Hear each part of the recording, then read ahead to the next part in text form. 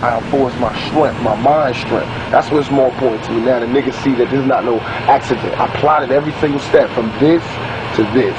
Right. You know what I mean? Everything is plotted. It's ill that the next shit is called Illuminati, because that's really what the Illuminati is on. That's why I put the K to it. Because I wanted, the niggas is telling me about this Illuminati shit while I'm in jail, right? Like, the dollars. Right. That's another way to keep your self-esteem low. That's another way to keep you unconfident. Right. And I'm putting the K because I'm killing that Illuminati shit. Trust me, if these motherfuckers wanted to kill you, why the fuck they gonna tell Farrakhan? Why they gonna tell the Nation of Islam? Why they gonna tell this nigga in jail about the plan? How did he know? Right. How did it leak to him? Who told him? Who told him? The Pope? Who? Because they like the Pope and the money. Oh, come on, man. You so thinking about the money, you not getting the motherfucking money. Get the money, nigga. I don't give a fuck who face on there. You know what I thought when I was in jail? What fucked me up, what turned me like this, is I was like, no politicians is even getting at us. Even though I represent 5 million fucking shares. And no politicians is even checking for us. They're not even sending us nothing to try to make us. They're not even thinking of it. And in business, you know, if you want to fuck with somebody, you know, you try to, they're not even looking at us like that. That means we ain't a threat. Right. Exactly. But by the next election, I promise, by the next election, I promise, I'm going to be sitting across from all the candidates. I bet you. You know how I be making it? I promise you. I'm not even going to be, I'm going to be so far from where I am now in 4 years. God willing, I'm alive. It's on. I guarantee you, we will have our own political party. And it won't be just for black people. It's going to be for Mexicans. It's going to be for Mexicans. It's going to be for black people. It's going to be for Armenians. I don't give a fuck. All you lost tribe motherfuckers right now, we need to have our own political party because we all have the same motherfucking problem. We built this nation and we get none of the benefits.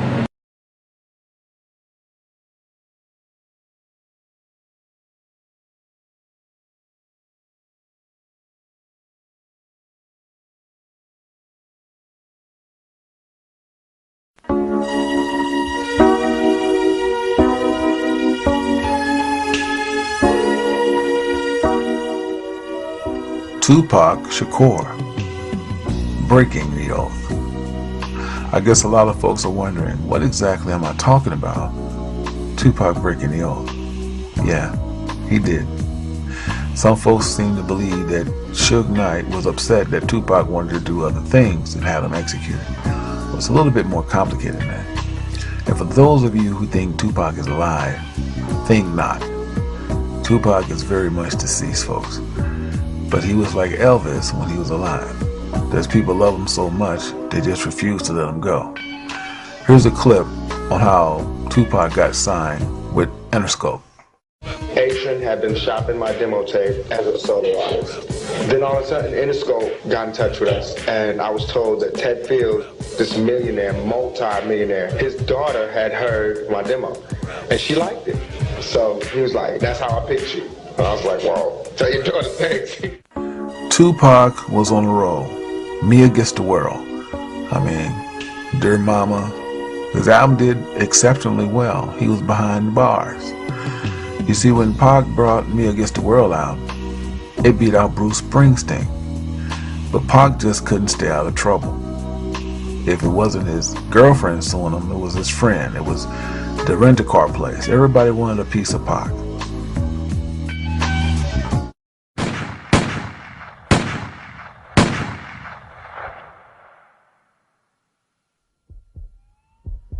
Central, I got a black male shot at 48 and 7. What a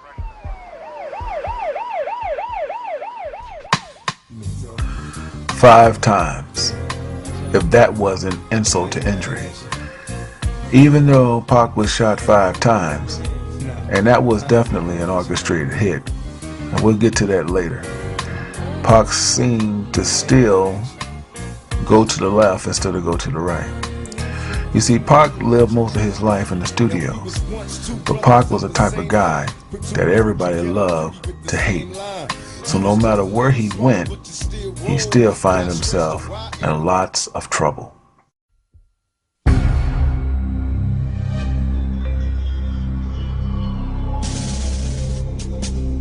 Where I was sent was a maximum security penitentiary.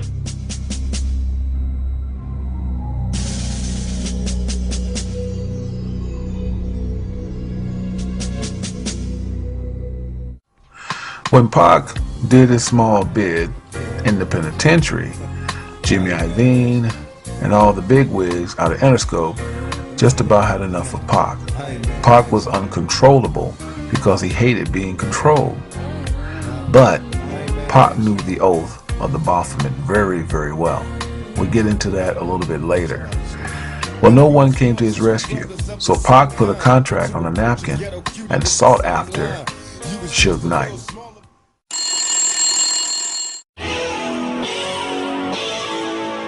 Rapper, actor, and sex abuse convict Tupac Shakur walked out of a New York jail last week, bailed out to the tune of $1.4 million by Suge Knight of Death Row Records, which has signed Shakur to a record deal.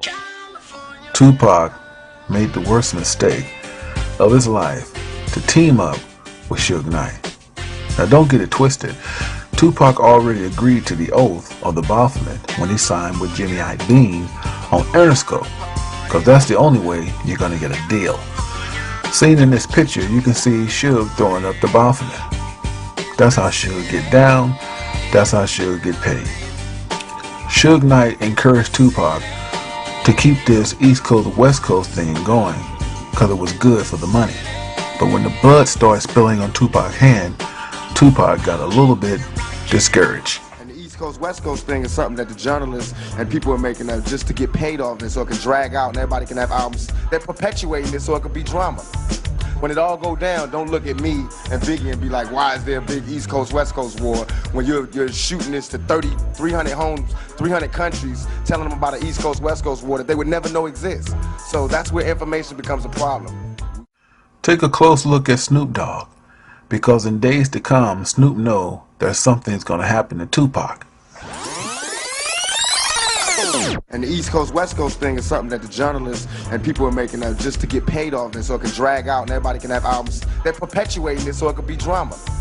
When it all go down, don't look at me and Biggie and be like, why is there a big East Coast West Coast war when you're shooting this to 300 homes, 300 countries, telling them about an East Coast West Coast war that they would never know exists. So that's where information becomes a problem. Snoop knows Tupac's life is in danger days before his death. I want you guys to take a close look at this picture. Dr. Dre is a Mason, Baphomet, Snoop, Suge, but the picture was deliberately taken like a pyramid. Take a close look. This is a pyramid, and this is the back of a dollar. Now let's bring the picture back. You see, these guys are satanic, man. They know exactly what they were doing. That's how they get paid.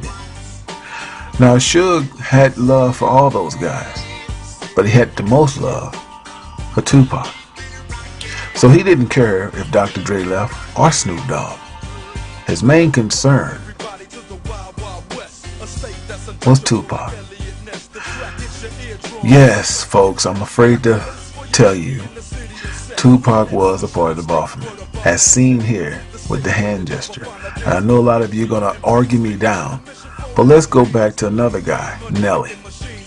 Nelly is seen giving up his hand gesture for the Illuminati Baphomet. He is holding his sign downward. Tupac is holding his upward. Don't get it twisted. They both are the same. Nelly is holding his downward. Tupac is upward. Moving on. Suge had a look on his face that he knew something was getting ready to go down. There was no doubt that Suge Knight orchestrated the hit on Pac. Now I want to go back to the first hit that took place in New York with Biggie and Puff Daddy. The Tupac article had me pissed off, you know what I'm saying? Because first of all, he dissed my man, said my man turned his back on him, and I know for a fact that didn't happen, you know what I'm saying? And like the rumors that's spreading is on some tip like we set him up, you know what I'm saying? And that's crazy. Puff Biggie knew exactly who shot Pac.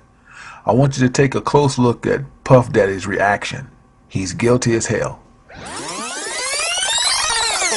The Tupac article had me pissed off, you know what I'm saying? Because first of all, he dissed my man, said my man turned his back on him, and I know for a fact that didn't happen, you know what I'm saying?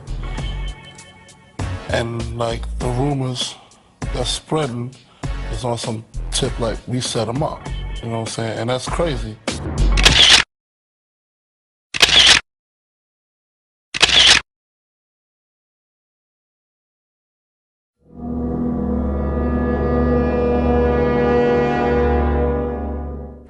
I know what good morals are, but you're supposed to disregard good morals when you're living in a crazy, bad world. If you're in hell, how can you live like an angel? You're sitting here surrounded by devils and you're trying to be an angel?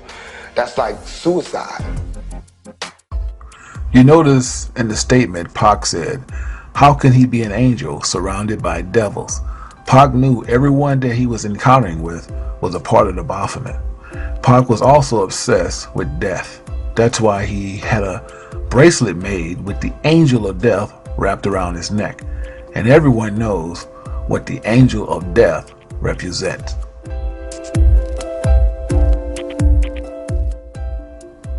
Tupac dissed Dr. Dre, calling him out, saying that Dre can't make up his mind on men or women. When Dre should be producing, he's upstairs sucking dick, eating pussy. This interview was made in 1996. Also that same year, dissing Quincy Jones, saying that he was invited to Q's house.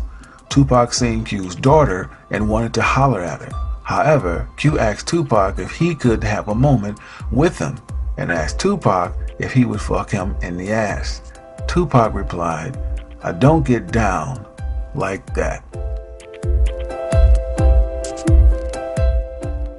When Tupac put this on tape, he broke the oath. His life would be in danger until his death.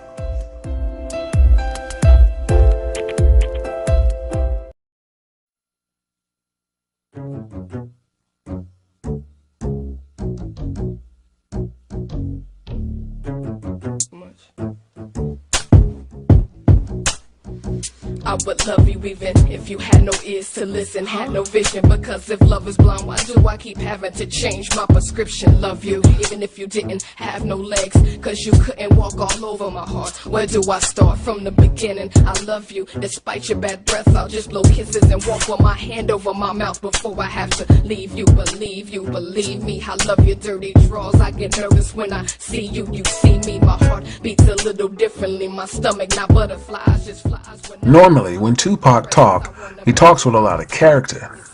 But in this clip, he's trying to convince everyone he didn't sell his soul. The reason I am who I am today is because I can look directly into my face and find my soul. It's there. It's not sold. I didn't sell. I didn't sell. Sold. I didn't sell. It's there. It's not sold. I didn't sell. I am who I am today is because I can look directly into my face and find my soul. It's there. It's not sold. I didn't sell it. In 1996, things started to get really ugly for Pac. Pac had got to the point where everything he'd become, he still wasn't happy. You would think doing movies, being in sitcoms, being cameo appearances, it would brought him joy. But the thing that was troubling Pac is how he got it. See, Pac knew the truth, and the public didn't know the truth. He knew he sold out to Baphomet to get a recording deal. That's the only way you get in Hollywood. You have to sell out to the Baphomet. That's just one part. If you want to be in movies and star in movies and change your whole career, you have to go to the director's couch. By this time, Pac was feeling suicidal. I felt like just a prisoner to my own fame. That's why I wanted to die at that point. I felt like if everybody's so goddamn worried about me, why ain't nobody came to help me? Tupac, go ahead and rock now this. I clown around when I hang around with the underground. Girls used to frown, say I'm down when I come around. Gas me, and when they pass me, they used to diss me, harass me. But now they ask me if they can kiss me. Get some fame, people change, wanna live their life high. Same song can't go wrong if I play the nice guy. Claiming fame must have changed now that we became strong. I remain still the same, cause it's the same song. I look back with the greatest fondness. Those were like some of the best times of my life. It was the best time of his life because when Pac was with Digital Underground, he was just a dancer. He didn't have no strings. He didn't have to take no oath. But Pac wanted more, and he didn't know what was behind the green door. So when they approached him, Jimmy Iovine, Tom Wally, and also Ted Field. Ththese guys are multi-millionaires. Pac had to take the Baphomet. He didn't know what this was, but he was down with it. They always let you taste the fruit before it goes sour. So everything started happening for Pac. The movies, his record being good, no matter if he was behind bars. Because remember, the elite make you a star. You don't even have to promote. They'll see that your recording sells because they own the industry. Pac would not find this out until he just about had enough of everybody coming to him for some sex, for some money, for some drugs.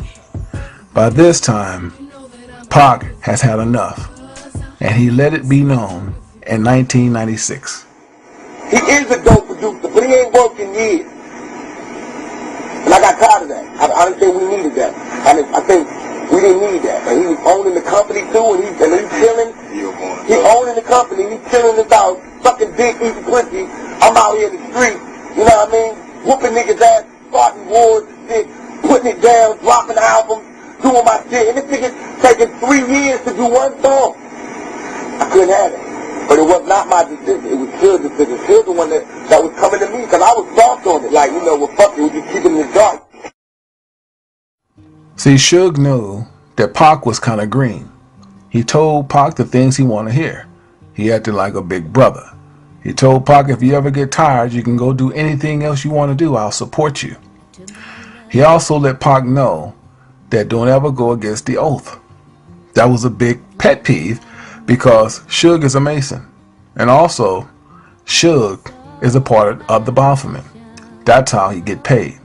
So Suge do a candid interview to make it like he's all for the artists, and he's really not. He's for the elite. I mean, I don't consider my people artists. I consider them family. It's just a big difference. If they decided to turn in rapping or singing, they still be my homeboys. We still travel together. If they need something, because mine will still be theirs. It's still the same thing. It's not no situation where I'm dealing with them strictly for business because they're good. Because they don't go like that. You gotta have a more, respect for your people. Plus, we got a Death Row East going on. Crusher, you heard about that. Yeah, tell me about that. Well, hello. Damu! Damu! Sit! I used to rule the world. Caesar rise when I gave the word. Now in the morning I sleep alone.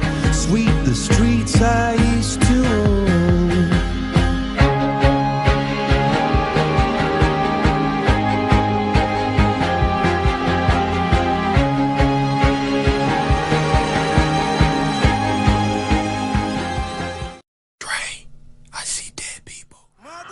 There was a time when Suge was on top of the world. Nevertheless, Death Row and all the Suge access was frozen and liquidated. You would think he would be broke. But see how he's throwing up the Baphomet? Nah, they take care of their own. Especially after organizing the success hit on Pac. So he might be without Death Row, but he's not broke. Suge enjoyed the idea of the rivalry in East Coast, West Coast. That's why he was so candid to talk about it on film. I'm going to show this little invitation, this congrats that Quincy Jones sent Tupac. Tupac was not hearing this.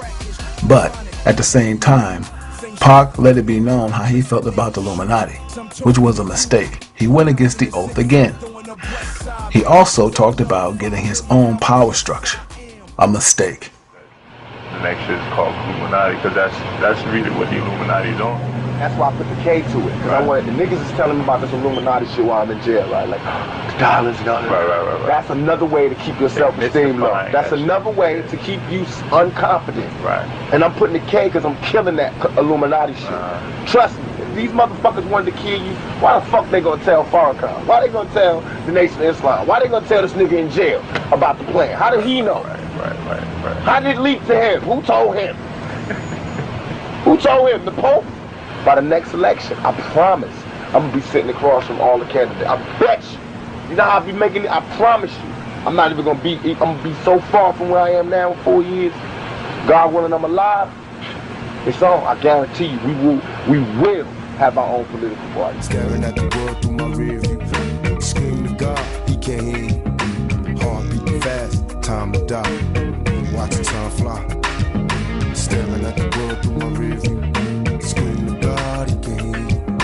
Heart beating fast, time to die. Watch the time fly. Whoa.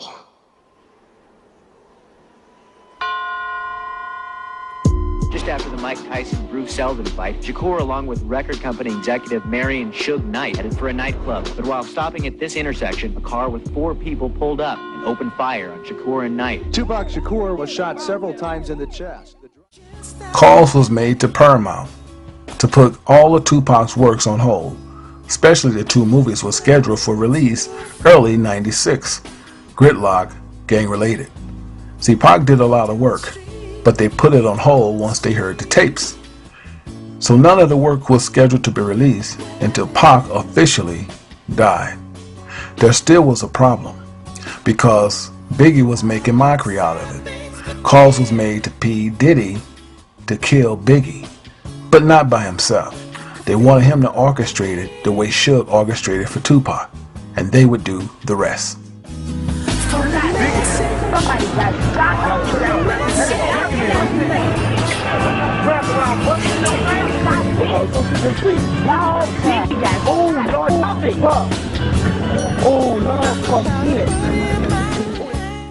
Tupac was not killed over disputes about wanting out of Death Row Records.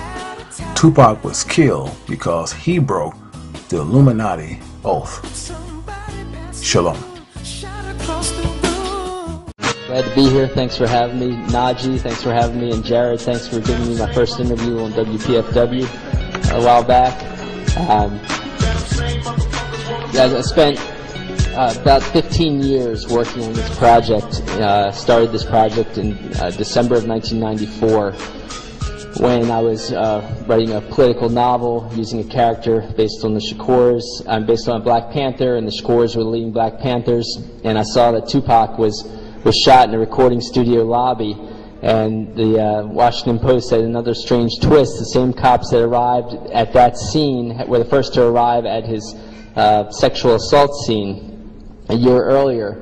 And so I called up his lawyer, Michael Treef Warren, an excellent human rights lawyer in New York, and that was Tupac's trial lawyer, and I said, do you think the FBI is targeting him, or the cops and FBI are targeting him like they targeted his Black Panther parents? And he said, yes, and no one's writing about it. So I ended up publishing a local article on it, and an article in a local magazine, and then finally in 1999, a national magazine finally published this article, and when I did that, people close to him asked me to turn it into a book. So I spent off and on that much time researching all the information you're going to see here. That included hundreds of interviews with people close to him, like his business manager, Watani Tayahimba, you'll see in a few minutes. Again, his trial lawyer, Michael Warren, people of that nature. I did a Freedom of Information Act request, and they told me, incidentally, they weren't supposed to, but they told me there was over 4,000 pages in Tupac's FBI file, and paid for those pages, but they only sent me 99 of them, they said, for national security reasons. Okay, just for the sake of legitimacy, Fred Hampton Jr. contributed an afterword to the book. Pam Africa, head of the Free Mumia campaign, contributed a foreword to the book, which Mumia contributed a few words to, and then also an essay at the end of her foreword. This is just a copy of part of the letter I got from the Department of Justice about the money paid for the 4,000 pages to be copied. This is Watani Tayahimba, Tupac's longtime business manager, who was a former Los Angeles-based Black Panther, and then was a co-founding leader of the New African Peoples Organization, and he was a longtime family friend and mentor of Afeni and Tupac Shakur. This is Fred Hampton Jr., and again, I'm sorry, it looks like I'm having problems with these things. I'm having problems with technology, and these are going out of order, but I'm going to just talk about them anyway, each slide. This is Fred Hampton Jr.'s group, the Prisoners of Conscience Committee. They attacked Tupac partly because he was the son of a black leader. Afeni Shakur was a one-time head of the Harlem Black Panthers. Fred Hampton, you may know, was head of the Chicago Black Panthers. His son became a national socialist leader of the Uhuru group, and of course they attacked him. He ended up in jail for years on a frame-up. When he got out of jail, he started a new group, the Prisoners of Conscience Committee. I'm going to have to try to fast forward a little because things are out of order. But this is a picture of H. Rap Brown. He was a member of the Student Nonviolent Coordinating Committee, an honorary Black Panther, and of course the FBI's COINTELPRO counterintelligence program set him up against Huey Newton. They set up most of the Black Panther leaders against each other. And this is a book by Huey Newton called War Against the Panthers, which documents a lot of the tactics the FBI used against the Panthers. This is Mumia Abu-Jamal. I have a section of the book on Mumia. Because of the fact that he was a co-founding leader of the Philadelphia Black Panthers, but I also believe some of the same tactics were used against Tupac as were used against Mumia. Sorry. This is Michael Treef Warren, Tupac's trial lawyer, who's a longtime Black Liberation Movement figure also. This is Afeni, in their younger days when she had headed the Harlem Black Panthers when Lumumba, her husband, was in jail and she was out on bail. But she was one of the Panther 21, of course, the leading Black Panthers. And, sorry, these got out of order. I'm just going to review them anyway. I'll just say there was, after Tupac died, there were a few relatively good articles that covered some of the police tactics and the police foul play. One of them was by an editor at the New Yorker named Connie Bruck. She pointed out that at the sexual assault trial, you might remember in New York,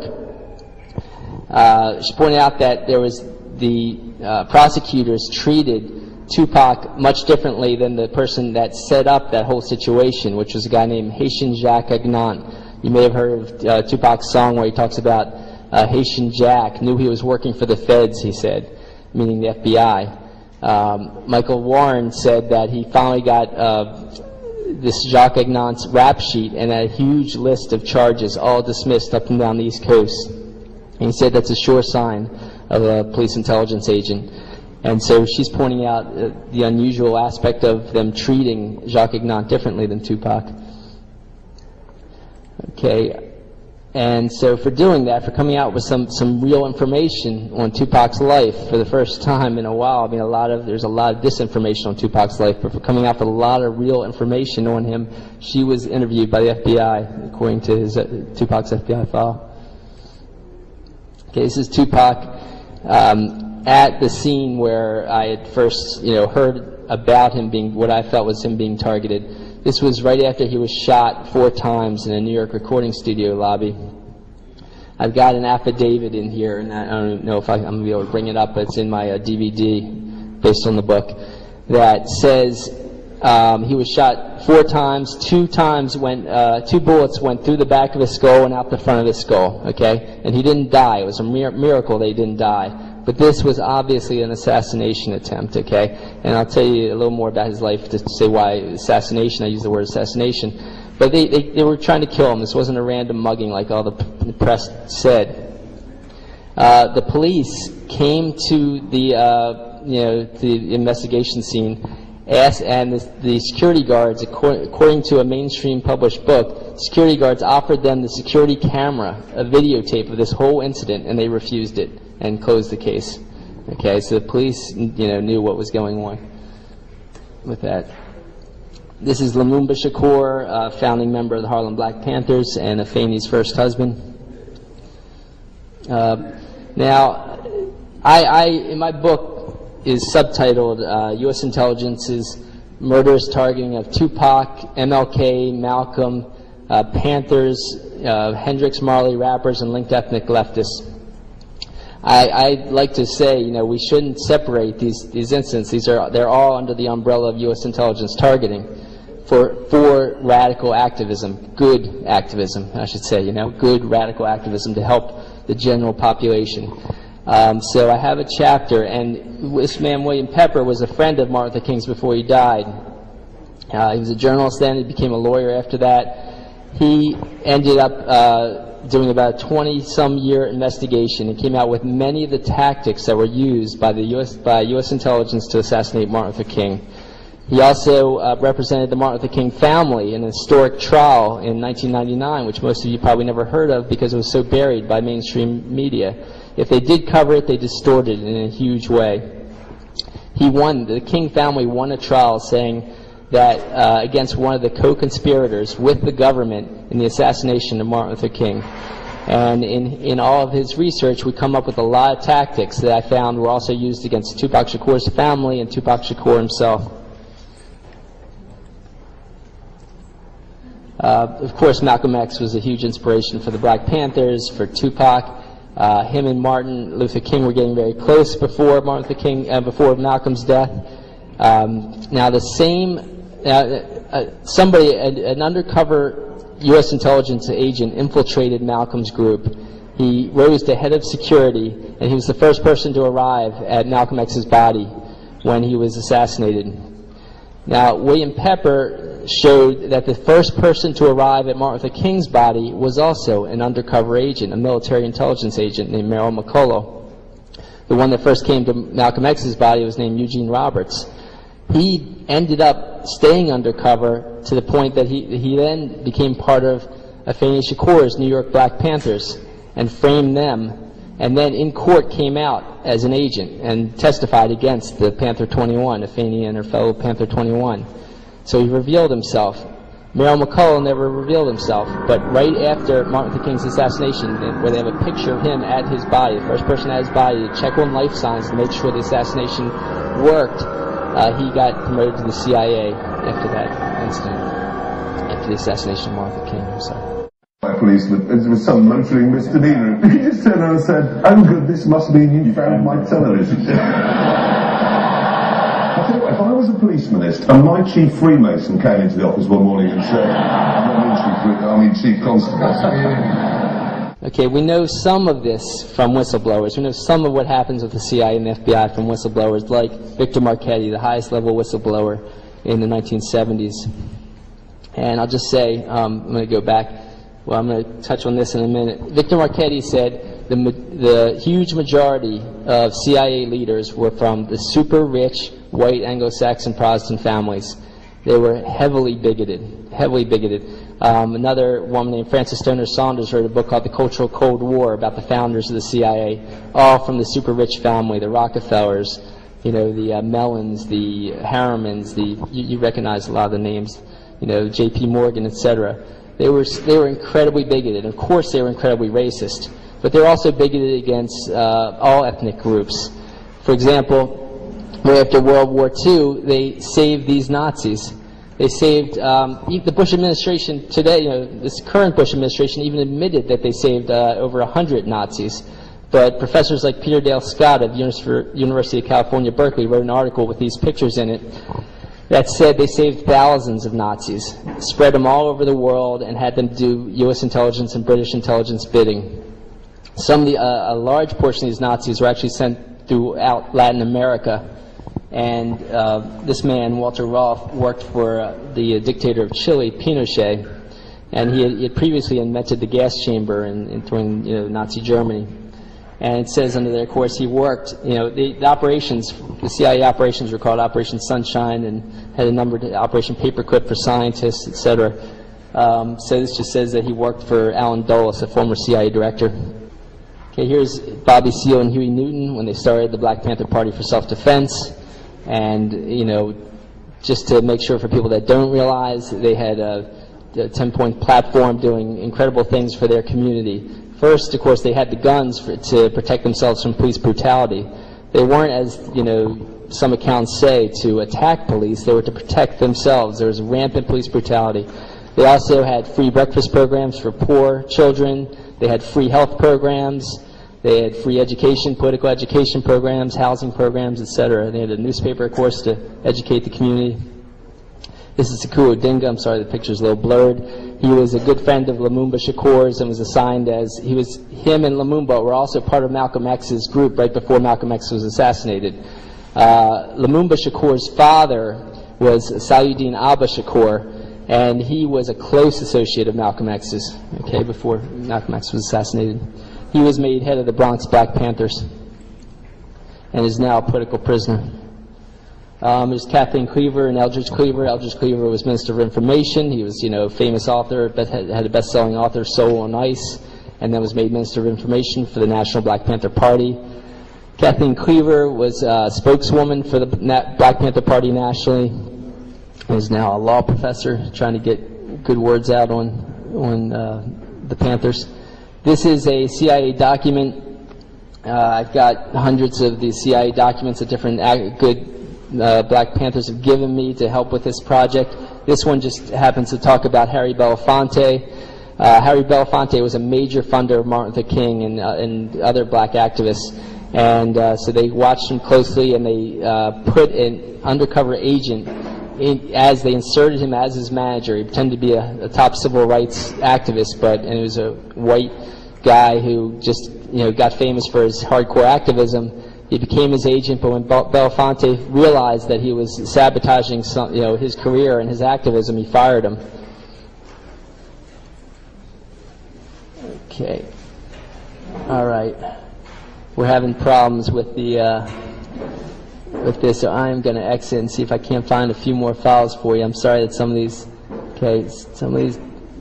All right, I'm going to give you a little more here. Here's a picture of Geronimo Pratt with a young Tupac, and there's Afeni Shakur in the upper left-hand corner, and in the lower left-hand corner is Sekou Shakur. And now Geronimo Pratt was in jail at this time. He was head of the Los Angeles Black Panthers, and was framed by a guy named Richard Held, who I'm going to hopefully get to in a few minutes. But he was Tupac Shakur's godfather.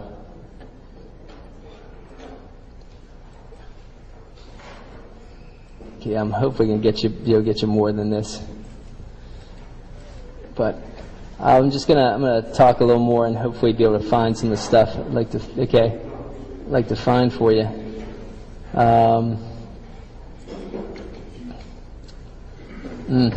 Sorry guys, technological problems for sure. Yeah, okay. So I'm going to look for them and talk at the same time because the information is more important than the pictures, I think. I'll just say, so let me give you a new version of Tupac's history. Before he died, okay, an East-West Panther War was created by the FBI. The FBI sent fake letters, had undercover agents pitting Panther leaders against each other. The biggest, and it turned out, the media hyped it as an East Coast versus West Coast Panther War, according to Kathleen Cleaver. They pitted Afeni's New York Black Panthers against the California-based Huey Newton's California-based Panthers. Okay, they ended up aligning New York's Panthers with Eldridge Cleaver, who they attempted to assassinate with a fuselage of bullets. They just, they tried to kill him. He ended up going to Algeria with Kathleen, started a Panther in Exile group there, and then they pitted him and Newton against each other.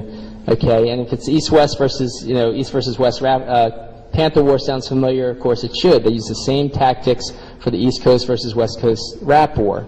I found the same anonymous letters coming to Tupac in jail, strangers telling Tupac, you don't know who shot you? Of course, it was Biggie, your friend, Biggie, that set you up for a shooting. Okay, and how could they do that against Tupac in jail? Tupac is brilliant, I'll tell you how brilliant he was, because they were torturing him in jail, but I'll get into that in a minute too. So we found a lot of the same tactics used against the Panthers. So Afeni Shakur represents herself in court. She's credited for getting all the Panther 21 off in court. She gets out of jail. Her and Lumumba end up divorcing, but she ends up moving in with Lumumba's adopted brother, Mutulu Shakur, who was a co-founding leader of the Republic of New Africa, which was a huge national group, a very highly respected national group of activists. And he was also doing acupuncture, and he was head of the Lincoln Detox in the Bronx, where I happened to study acupuncture myself. Of course, long after him. But he was highly respected. He was doing great work for addictions in the Bronx, and he was doing such good work, the city decided to close his detox down, his clinic down, and because he was also doing political education. He was doing political education with a number of different activists from the Students for Democratic Society, Puerto Rican independence activists. He had like a rainbow group of activists doing great work in Lincoln Detox. When they closed Lincoln Detox down, some activists decided to appropriate, they call it expropriate money by robbing banks. Now, Mutulu ended up going to jail for one of these bank robberies. There was no, he actually wasn't even charged with the actual committing of the robbery. He was charged with conspiring to commit the robbery. There was no physical evidence that he even conspired to commit the robbery, okay? But conspiring is usually how they get activists or they get anyone they want to charge, by saying you were loosely involved, you knew of it in some way, shape, or form. So they ended up, putting loads and loads of people in jail for conspiring to commit the crime. It turns out their top witness was the guy who actually shot a bank truck driver. Their top witness. That witness was found to be an informant. An informant is usually someone who's been paid by the FBI. Someone being paid by the FBI, we really should call an agent, not an informant. So this undercover agent is the one that actually did the murder that Mutulu ended up going to jail for. This guy got 6 years for that murder. He got out in 6 months. Mutulu got 40 years for conspiring to be involved in that situation. Okay, and Sekuru Dinga was a co-founding member of the Black Liberation Army with Zaid Shakur, Mutulu's brother. Also, Zaid ended up getting killed with Asad Shakur, but he had founded the Black Liberation Army. But Sekuru Dinga ended up going to jail for that incident.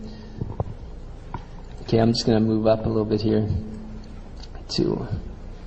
Now, Tupac grew up with Mutulu as one of his top mentors. Geronimo Pratt was in jail on a frame-up, but was another of his top mentors. And that's why, of course, and Afeni, his mom, was a top mentor, and that's why he had such a revolutionary mindset. He was asked by a priest when he was 13 years old, what do you want to be when you grow up? And he said, a revolutionary. And I think he never lost that mindset. He just changed his tactics. By the time he was 17, he was incredibly precocious, for one thing. Professor Michael Eric Dyson said that he had read hundreds and hundreds of PhD-level books before he got out of his teen years. He would take Shakespeare plays, rewrite them, and produce them and star in them, in California. And he was also incredibly well respected to the point that he was the youngest ever elected chair of the New African Panthers, which was the young adult group of the New African People's Organization. It was active in 8 cities nationwide. And it was about the same ages as many of the original Black Panthers when they started the Black Panthers across the country. So it was a very serious group that he was running, activist group that he was running. So he was already a black activist leader, national black activist leader, before he broke into rap at the ages of 17 and 18 years old. And he was very serious. He was the top newspaper salesman for the group in California. Panther Power was a newspaper insert that he created. So after he got to out of, I'm going to expand this, I guess, maybe that will help. Yeah, that makes me lose the side. Is there a way, Najee, is there a way to get this? There we go. 1 second, guys. So after he got out of the Panthers, he broke into rap with Digital Underground. Digital Underground invited him for a tour. And he decided to leave his Panther leadership to do that because he thought maybe he could have a bigger mouthpiece and more influence as a rapper. Digital Underground had already made it big by that point. And then, of course, he broke out with his first solo CD. Now, this was the first assassination attempt, I believe. Within days, several days of his MTV worldwide release of Trapped, of the song Trapped on his first album, Tupacalypse Now, police stopped him for jaywalking. They then proceeded to pound his head against the curb and choke him unconscious, according to legal documents I have in here. I found 2 articles that noted that when police had someone in custody that way, it resulted in the victim's death. Okay, choking them unconscious and pounding their head against the curb repeatedly. So I think that was the first assassination attempt, partly because of timing, partly because it happened in the San Francisco Bay Area. Now, in the San Francisco Bay Area, there was a man named Richard Held who was head of the FBI office. Richard Held had framed Tupac's godfather, Geronimo Pratt. He had also played a crucial part in creating the East Coast versus West Coast Panther War. Huey Newton ended up getting into the same jail as Pratt in the late 1980s, okay? Tupac was head of the New African Panthers at that time. He said he was consulting with Pratt and Huey Newton on his Panther leadership. Huey Newton actually was split from Pratt by the East Coast versus West Coast Panther War. In prison, they decided to come together and end the East Coast versus West Coast split, and they started working together. And in August, which is an important date, in August of 1988, Huey Newton held a press conference. He was released from jail, and instead he said, "I'm not leaving jail until they release Geronimo Pratt." And a lot of press covered it. I got the newspapers in that area that covered this. Exactly 1 year later, he was assassinated. Huey Newton was assassinated.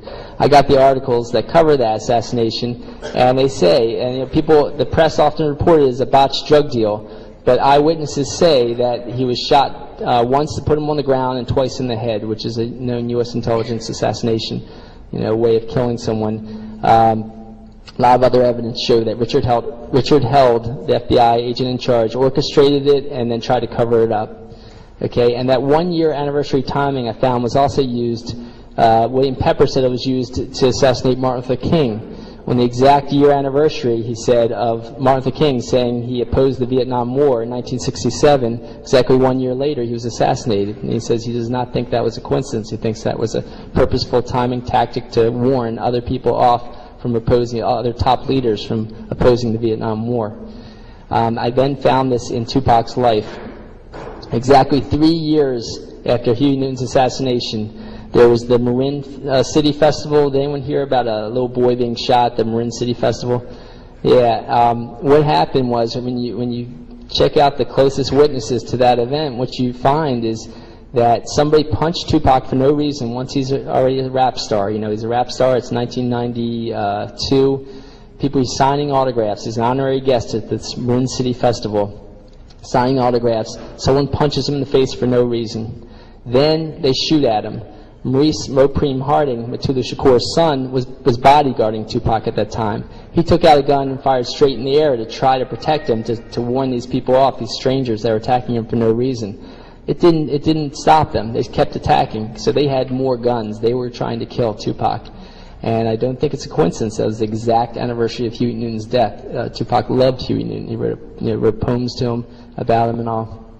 So that was assassination attempt number 3, I believe, because the second one was when Tupac came out with Juice at the film premiere party, which was in San Francisco. Someone did a drive-by on his limousine.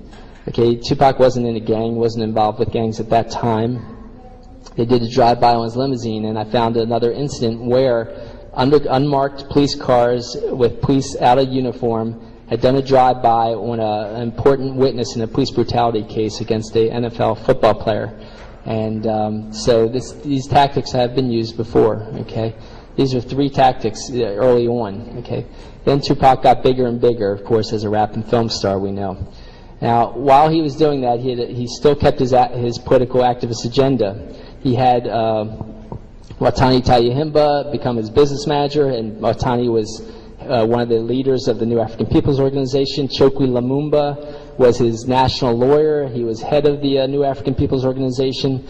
Tupac had developed a plan called the Thug Life Movement with Mutulu Shakur, who was in prison still.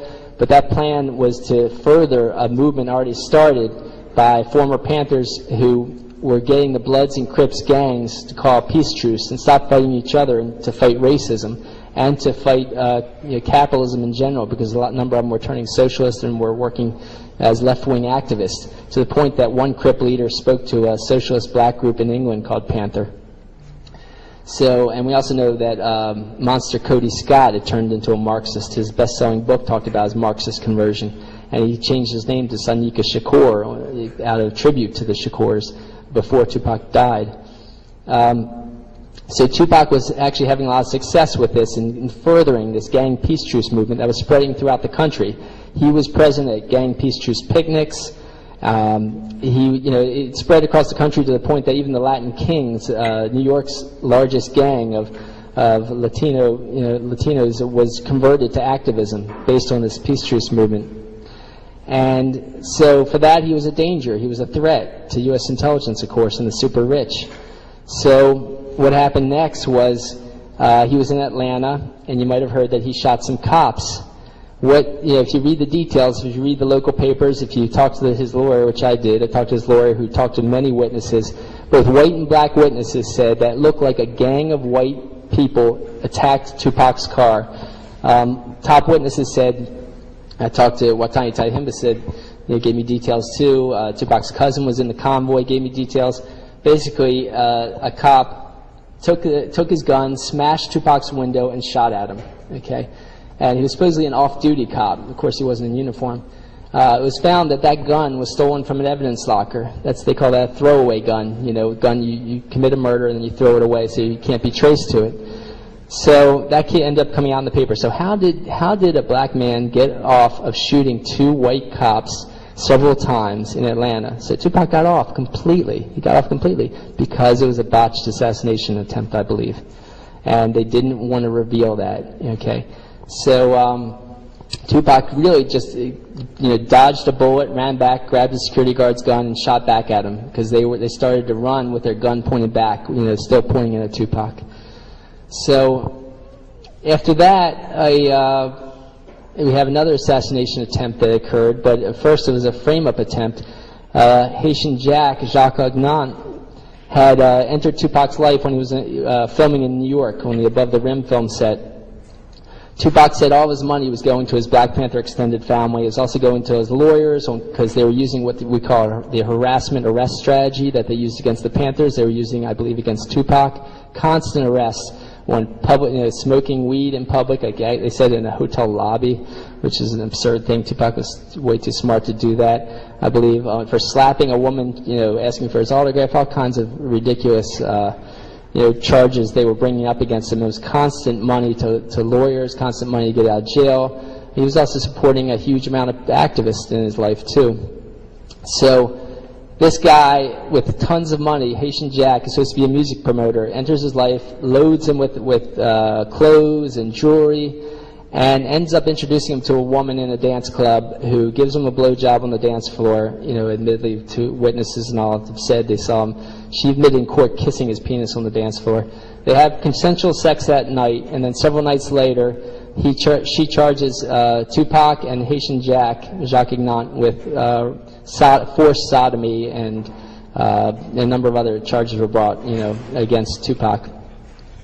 Now, of course, there's loads of horrible brutality against women and rape out there, but this looked like a setup. Haitian Jack set the whole thing up, and Tupac ended up finding all that out. Now, Tupac ended up, if you look at the court documents, which I have in the DVD and the book, you'll see that the only count that Tupac was found guilty of was touching the woman's butt against her will. It was constantly misrepeated as either rape or even sexual assault, which you don't know what exactly that means. It was touching a woman's butt against her will when both parties agreed they had consensual sex. Okay, and then it said assisting the touching of her butt against her will. Okay, he was found not guilty of sodomy, not guilty of assisting sodomy, not guilty of attempted sodomy, not guilty of all other charges. For that one charge of touching the woman's butt against her will and assisting Haitian Jack of touching her butt against her will, he got 1.5 to 4.5 years in a maximum security prison. What did Haitian Jack get? 2 misdemeanors, practically traffic tickets. Okay. If you don't go to prison, there's only a few things, you got to be working with the police. So he ends up in prison, and then they transferred him from Rikers in New York City all the way up to Dannemora, New York, Clinton Correctional Facility. And why did they do that? Because they wanted to use penal coercion tactics, I believe. I've got a document on the 8 penal coercion tactics they use against activists in prison that Amnesty International put in a report. I found that all of those tactics were used against Tupac in prison. Plus, they tortured him. They Every time someone visited him, they stuck their gloved finger up at his rectum, saying they were looking for drugs, even though they were the whole the whole visit from his friends was in view of the guards. And so they scrambled his brain in prison, I believe. And they did this for two reasons. One, to set up the East Coast versus West Coast rap war between him and Biggie. And the other was to get him to sign the Death Row Records.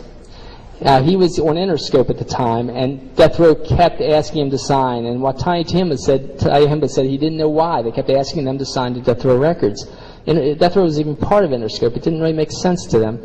What they found is that Dave Kenner and Suge Knight, Dave Kenner is actually this white lawyer who's the real owner of Death Row Records, but they found that there was dozens and dozens of police officers at all levels of Death Row Records.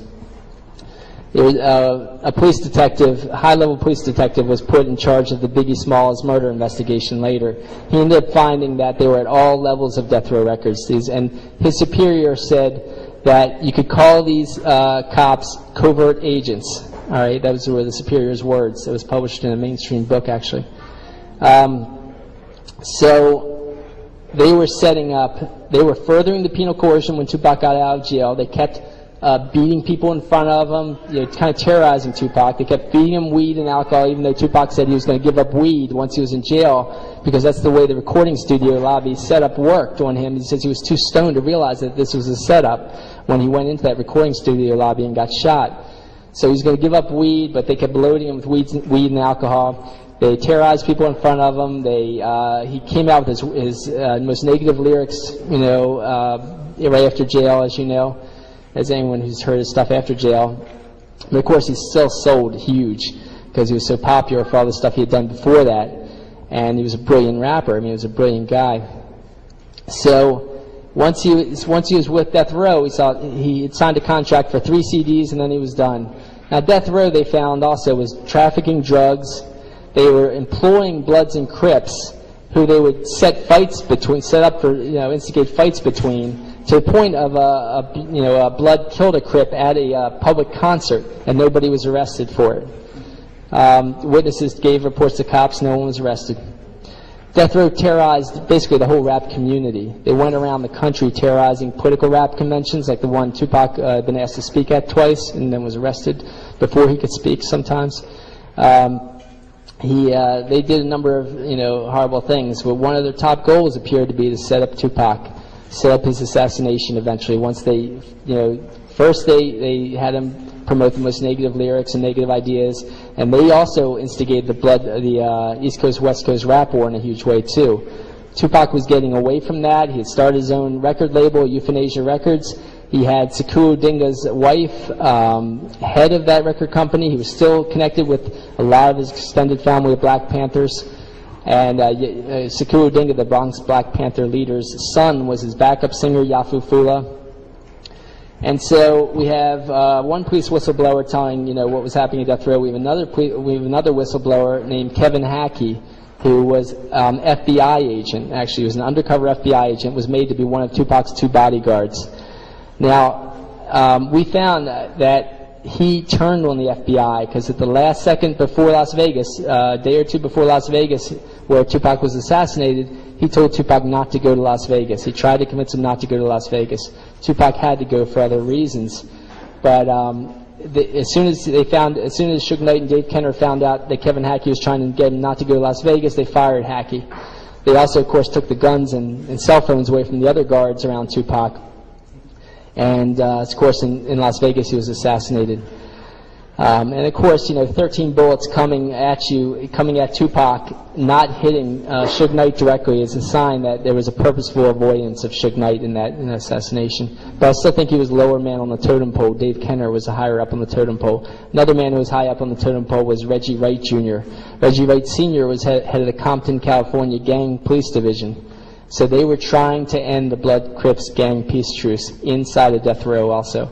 Now, while Tupac was in the hospital dying, the Bloods Crips truce was broken. Suge Knight and other Death Row Records people said the Crips killed Tupac, and they also were caught sending shipments of guns to Bloods around the area that were part of the peace truce.